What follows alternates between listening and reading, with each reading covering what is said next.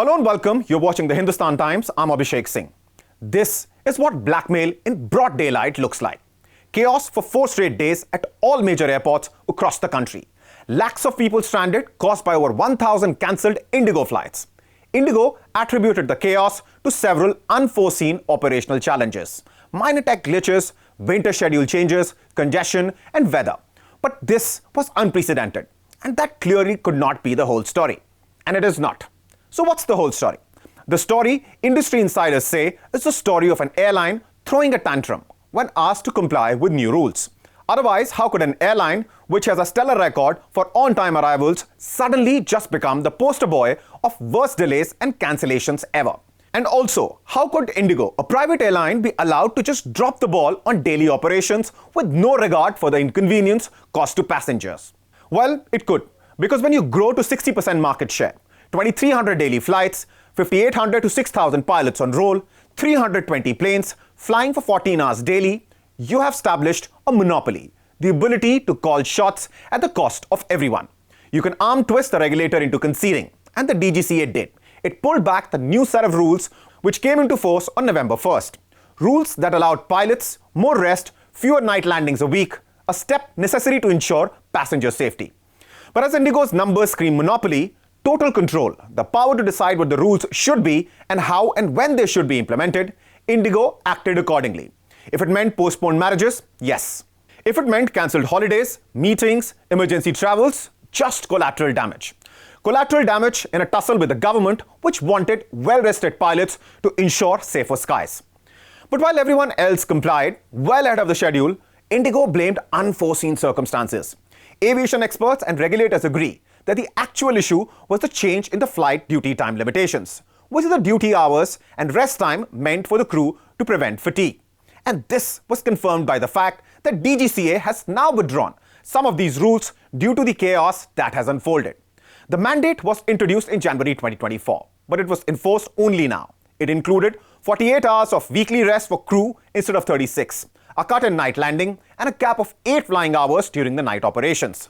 Due to this, IndiGo pilots had to be rested more, just as the airline started expanding its frequency for the winter schedule, which hit on 26th October. This became worse after an Airbus A320 software advisory triggered weekend delays, which pushed flights past midnight, and these delays turned into cancellations. And it all had a domino effect once the new rules kicked in. Now the question is, these rules were for everyone, but other airlines did not melt down. Why did IndiGo? Clearly because the airline was unprepared. Rosters not ready because of its lean manpower strategy.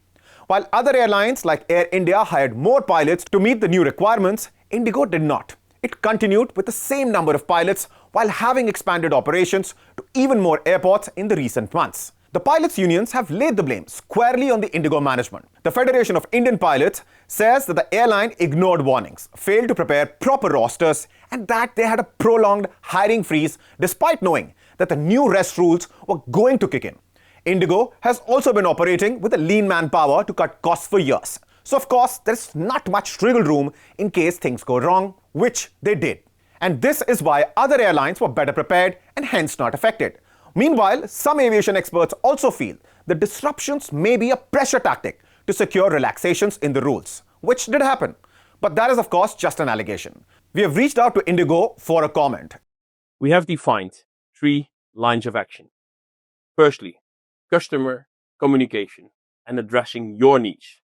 For this, messages have been sent on social media, and just now a more detailed communication with information on refunds, cancellations and other customer support measures was sent. Also, we've stepped up our call center capacity.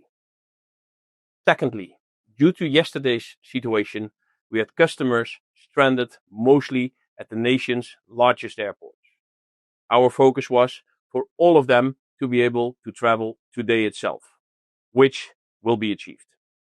For this, we also ask customers whose flights are cancelled not to come to airports as notifications are sent on this.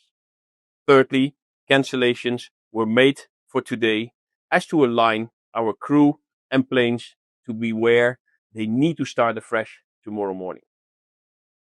Earlier measures of the last few days regrettably have proven not to be enough.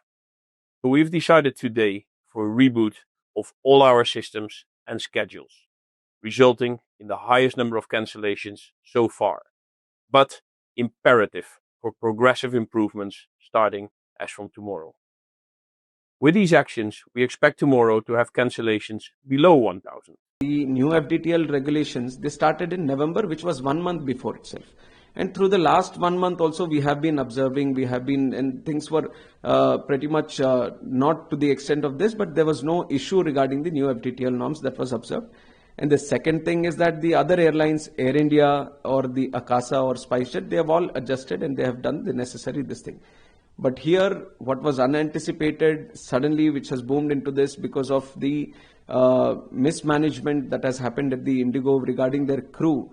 That is why this incident has happened, which is why to ensure normalcy is there at the earliest, we have given certain abeyance to the FDTL norms to IndiGo. But on the other side, because we have observed this only in IndiGo, so we have established a committee which will inquire into all this so that they can establish where things went wrong and who did it wrong. And we are going to take necessary action on that also. This thing shouldn't be left unattended. We are taking strict action on this so that whoever was responsible into this needs to pay for it. However, the fact remains that whatever the reason was, this whole fiasco affected so many people, and a lot of which looks like it was avoidable. The DGCA is, of course, probing the whole issue. Let's see how this ends. For the time being, DGCA has withdrawn. But should this end here? Should more not be done? That is the question we leave you with. Please like and share this video and subscribe to the Hindustan Times.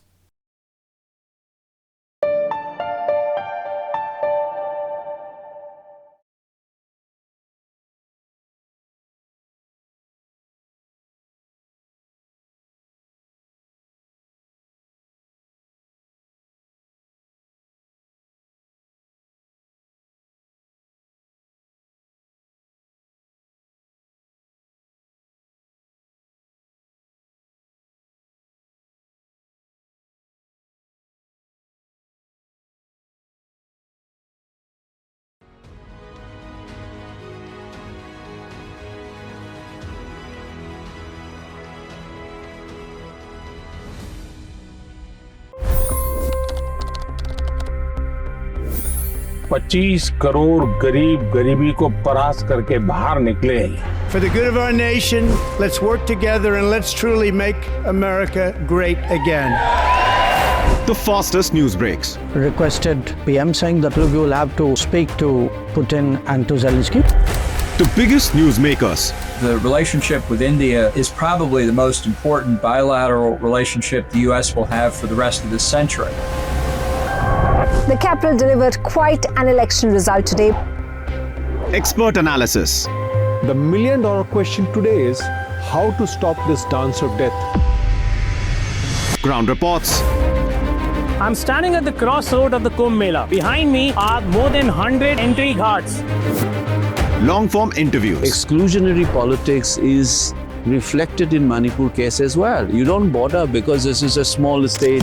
Deep dive into burning issues. It's often said DRC could be the richest country in the whole world. It's because of what sits underneath. Why exactly did the US topple the Sheikh Hasina government? HT videos. We don't just break news, we break it down.